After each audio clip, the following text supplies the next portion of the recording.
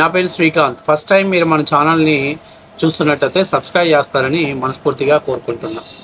ఇక విషయంలోకి వెళ్తే,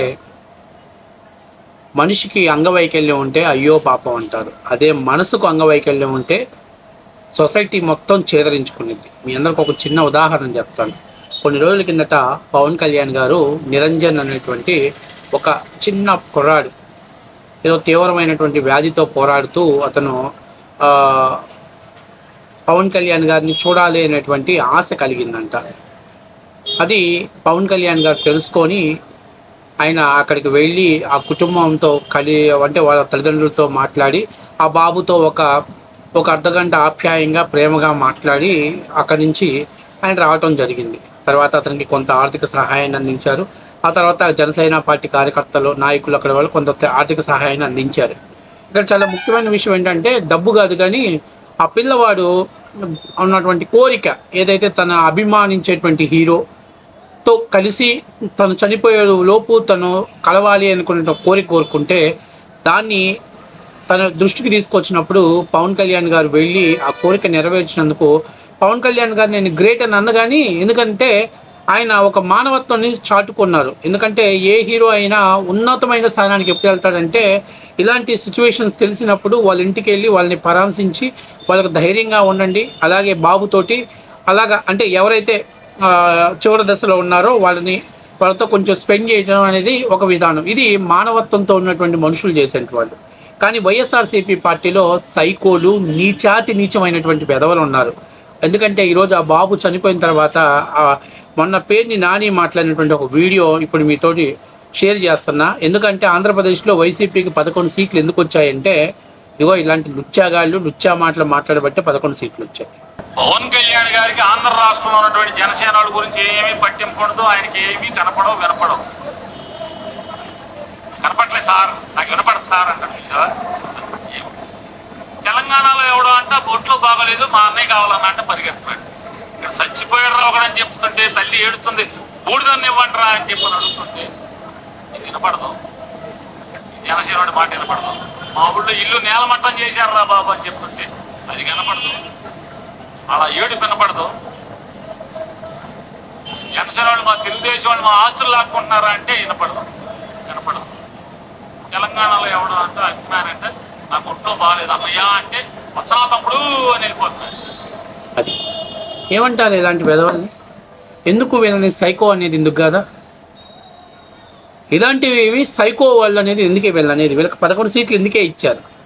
అరే ఒక బిడ్డ, ఒక చిన్న పిల్లాడు ప్రాణాపాయ స్థితిలో ఉండి తను ఎప్పుడు చనిపోతాడో తెలియకపోయినా తను అభిమానించేటువంటి హీరోని, తను ఆరాధించేటువంటి హీరో పవన్ కళ్యాణ్ గారితో కలవాలి అని ఆ పిల్లాడు కోరుకుంటే ఆ పవన్ కళ్యాణ్ గారు వెళ్ళి ఆ బిడ్డ కోరిక నెరవేరిస్తే అది తప్ప అంటే నేనేం చెప్తానంటే ఇందాక చెప్పాను నేను, మనసుకి అంగవైకల్యం ఉంటే వాడు ఎప్పుడు ఎక్కడా దేనికి పనికిరాడు.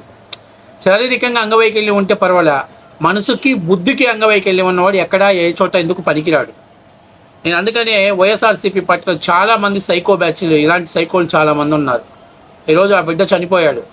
బహుశా ఆ బిడ్డ ఒకవేళ పవన్ కళ్యాణ్ గారు కలవకపోయినా చనిపోతాడు. కానీ ఆ బిడ్డ పవన్ కళ్యాణ్ గారిని కలిసిన తర్వాత అతను అనుకొని ఉంటాడు, నేను ఏదైతే ఆశించానో, నేను ఏదైతే అనుకున్నానో అది నెరవేరింది అనేటువంటి కనీసం మన పెద్దోళ్ళు చెప్తారు, చావు బతుకుల్లో మధ్య ఉన్నటువంటి వాడి కోరిక నెరవేరిస్తే వాడి ఆత్మ శాంతిస్తుంది అని చెప్పేసి. పిచ్చోళ్ళు మనం హిందువులం కదా, ఎందుకంటే ఆ హిందువులకే తెలుసు ఆ బాధ, మిగతా వాళ్ళకి తెలియదు. అది మనం చెప్పకూడదు, వాళ్ళ గురించి కూడా మనం మాట్లాడదలుచుకోవట్లేదు. కాబట్టి ఇట్లాంటి సైకో వాళ్ళకి అస్సలు తెలియదు అది.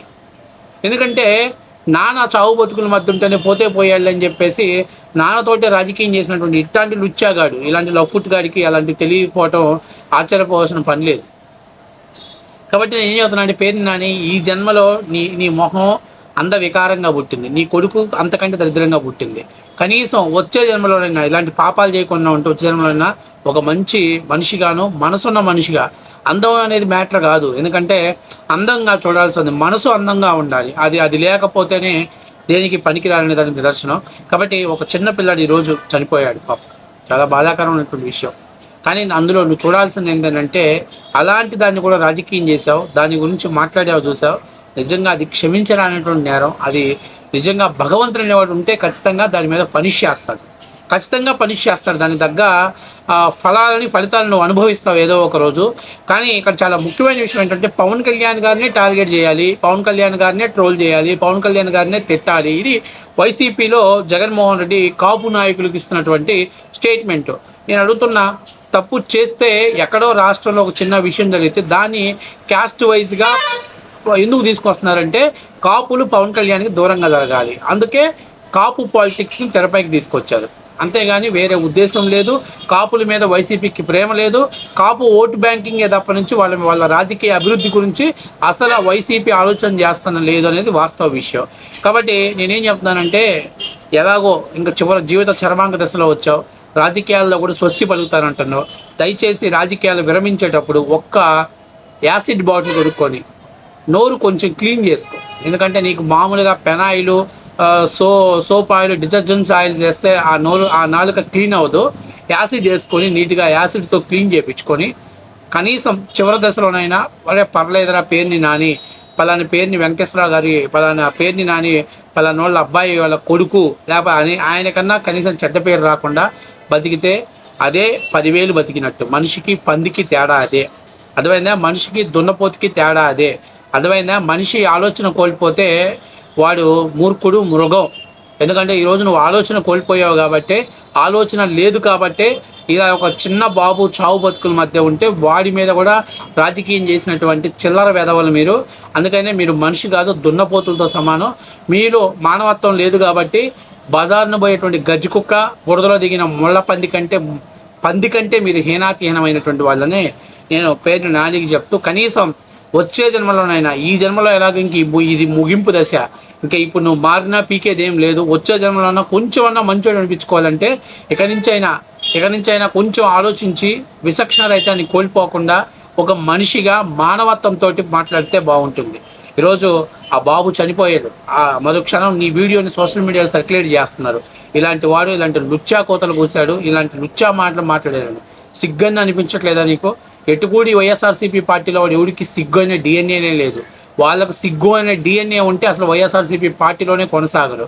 కాబట్టి ఇలా ఆ బాబు చనిపోయి ఎక్కడున్నా కూడా ఆ బాబు ఆత్మ శాంతిస్తుంది. ఎందుకంటే తన చివరి కోరిక నెరవేర్చినటువంటి పవన్ కళ్యాణ్ గారు ఎప్పుడూ కూడా ఆ బాబు జన్మ ధన్యమైందని నేను అనుకుంటున్నాను. అంటే మీరు అనొచ్చు, తెలిసి తెలియని పసిబిడ్డ ఏమీ అనుభవించకుండా అర్ధాంతరంగా చెల్లిపోయాడు. అది నిజంగానే బాధాకరం. కానీ మన సాంప్రదాయంలో ఎవరైనా తన కోరిక నెరవేర్చి చనిపోతే మాత్రం వాళ్ళ ఆత్మ శాంతి కలుగుతుంది అనేటువంటిది అనుకుంటూ ఉంటారు. బట్ ఏది ఏమైనా అసలు ఈ వీడియోని ఇంతకంటే లెందీగా మాట్లాడటం కూడా నాకు ఇంట్రెస్ట్ లేదు. కాబట్టి పేరుని నేను ఏం చేస్తానంటే, అరే నీ బతుక్కి ఎన్నడన్నా ఈ సచ్చేలోపైన ఈడు మంచోడు అని సొంత కులం వలన అనిపించుకుంటాడు చేసుకోకపోతే, బురదలో పందికి నీకు రోడ్డు మీద తిరిగే నీకు తేడా ఏమైనా ఉందా? సన్నాసి, ఏమైనా తేడా ఉందా? ఊళ్ళో అరిసే గజ్జి కుక్కకి మీడియా ముందు మాట్లాడే నీకు ఏమైనా తేడా ఉందేమో ఆత్మవిమర్శ చేసుకో.